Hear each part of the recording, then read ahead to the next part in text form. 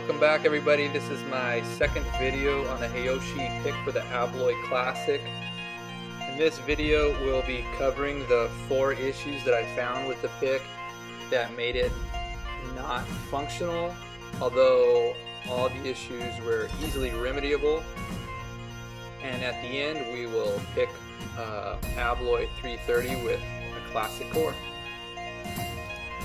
First of 4 issues to deal with is the tension tip. The tension tip, as it came, and I've heard somebody else ran into the same issue, so maybe it's fairly consistent with the Haoshi pick here, but it's too large to fit into the lock. To fix this problem, I disassembled the pick and took the tension rod and placed it in a vise, and with a file, I would drag the file around the edge so as not to make a flat spot, and it really didn't take much before the pick fit well into the lock.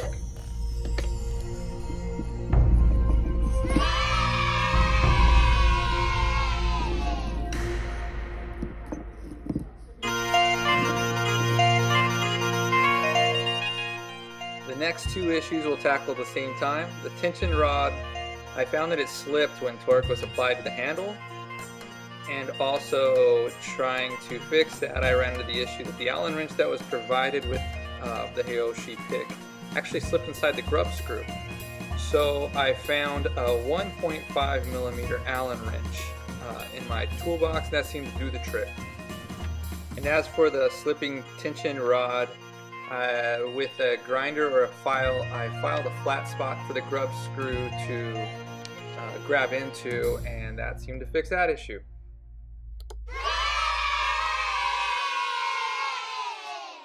The final issue I came across was that the tension rod doesn't allow for disc 1 to be anything other than a 0 cut, which typically isn't an issue because most Abloy Classics that I've run across have a 0 cut in that position, but some do not, such as this one.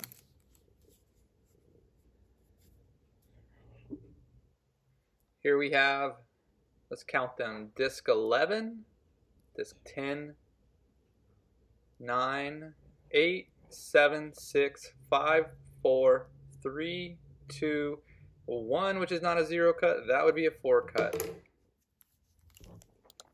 I'll show you when I stick it in the lock that it doesn't, it's definitely not a 0 cut. As you can see, a gap in the key there. Keyhole, and you can see a bit of a half moon or quarter moon. If it was a 0 cut, it'd be flush up against the key.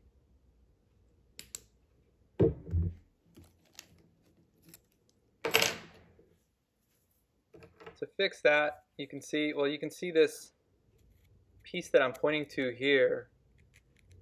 It will grab that first disc and turn it, so it'll be turned to the same. It'll turn just as the very bottom disc, the 11th disc, turns. So when I turn this here, you should see the top disc turn as well, which wouldn't work on this particular lock, figuring it's a 4 cut on the top.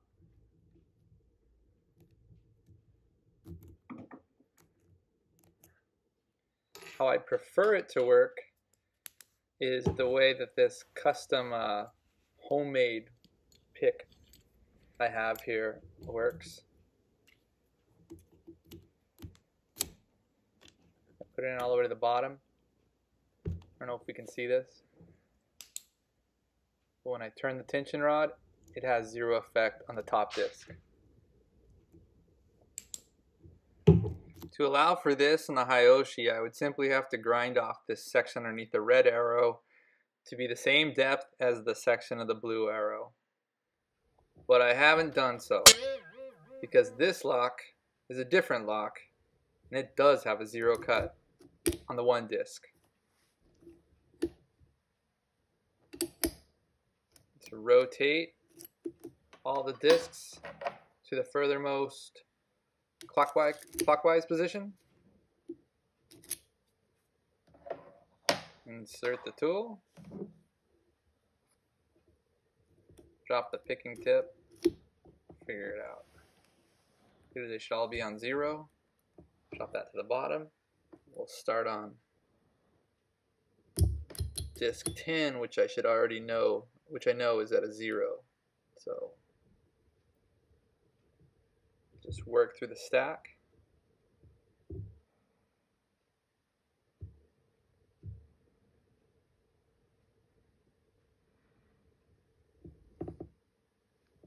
little bit of jiggle, a little bit of resistance.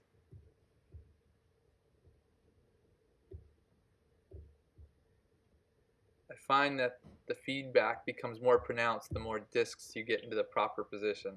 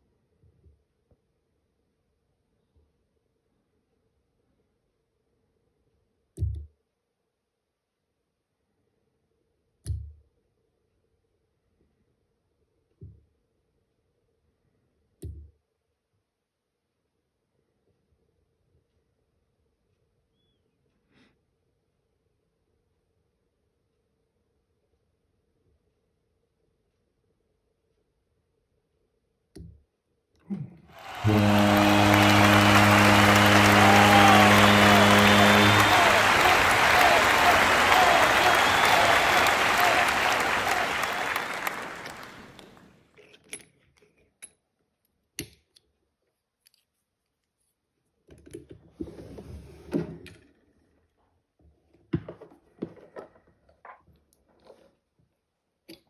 to get the pick out, we're going to get the picking tip.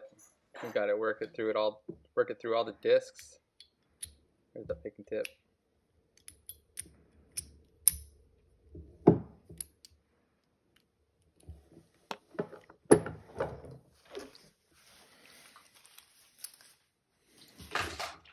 And to be able to get the core out, there's an Allen, there's a grub screw inside. It's only accessible once the shackle's up. This is the wrong size. The smaller Allen wrench. This particular lock is the Abloy 330. I don't know if I mentioned that earlier. Scrub screws is at a bit of an angle.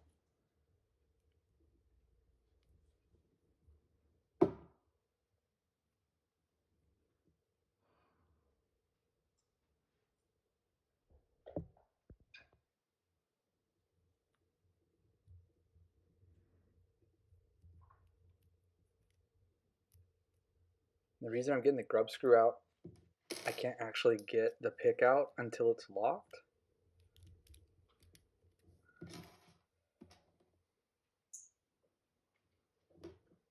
And I can't get the grub screw out once it's locked.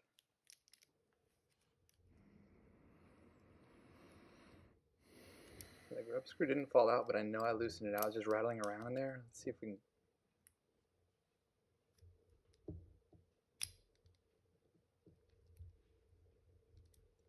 The shackle's not all the way in, I don't think.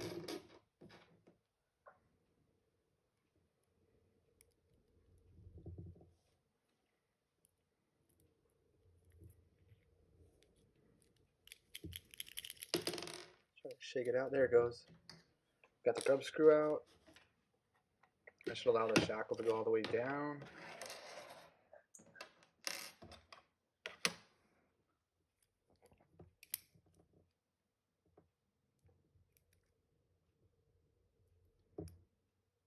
We've relocked the lock, and we've got to work the bottom tensioner up through the discs. There we go.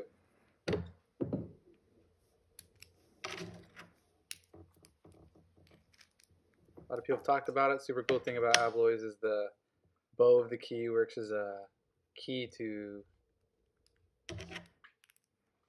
wrench this bottom piece out.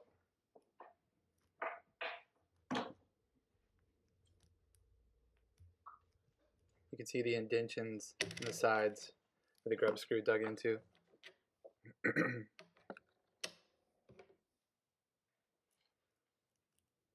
Pull the washer out.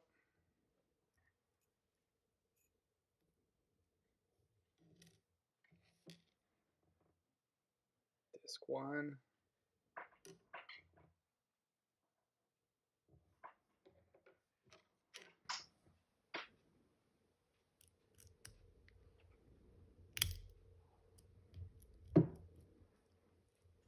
See if we can get the whole thing out.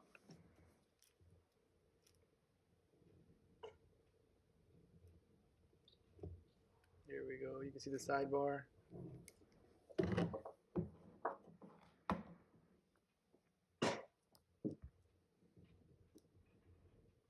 Sidebar, there's nothing spectacular to it, just a round bar. Trying to get the key out can be an issue.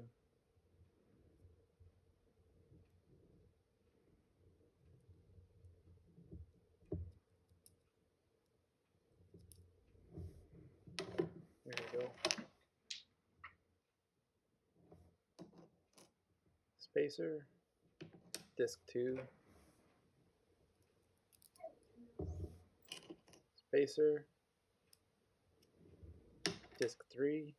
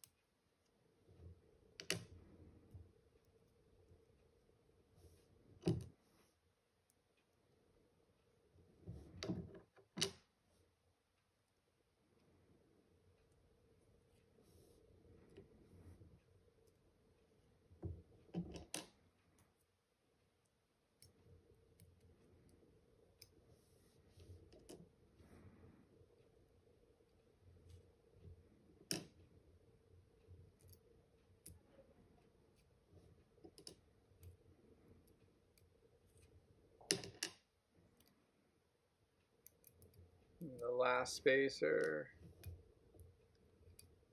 and disc number 11.